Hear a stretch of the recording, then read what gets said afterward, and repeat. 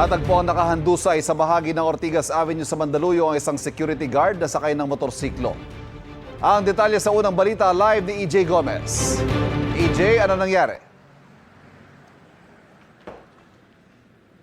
Evan, ito nga isang security guard na 29 na taong gulang ang nasawi matapos siyang maaksidente sakay ng kanyang motorsiklo dito sa bahagi nitong Ortigas Avenue sa Mandaluyong City kaninang madaling araw.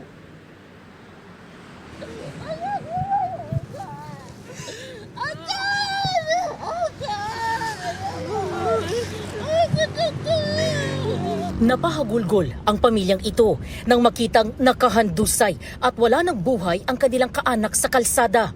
Ang 29 na taong gulang na biktima na aksidente sakay ng kanyang motorsiklo sa bahagi ng Ortigas Avenue sa Barangay Wakwak, Green Hills East, Mandaluyong City, pasado alas 2 ng madaling araw kanina.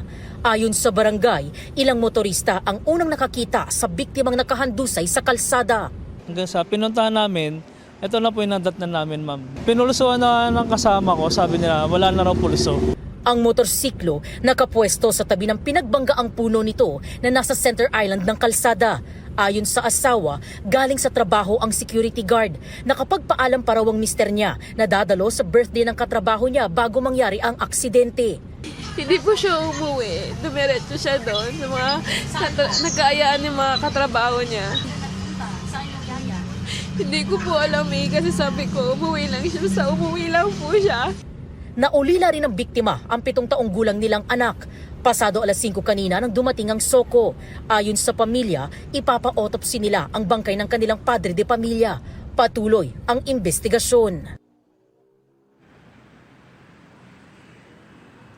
Ivan, ayon sa barangay, hindi nahagip ng kanilang CCTV yung nangyaring aksidente. Tanging CCTV lang daw ng pribadong village ang nakakuha sa pangyayari. Yan yung kinakalap pa ng pulisya sa patuloy na investigasyon. At yan, ang unang balita mula po rito sa Mandaluyong City. EJ Gomez para sa GMA Integrated News.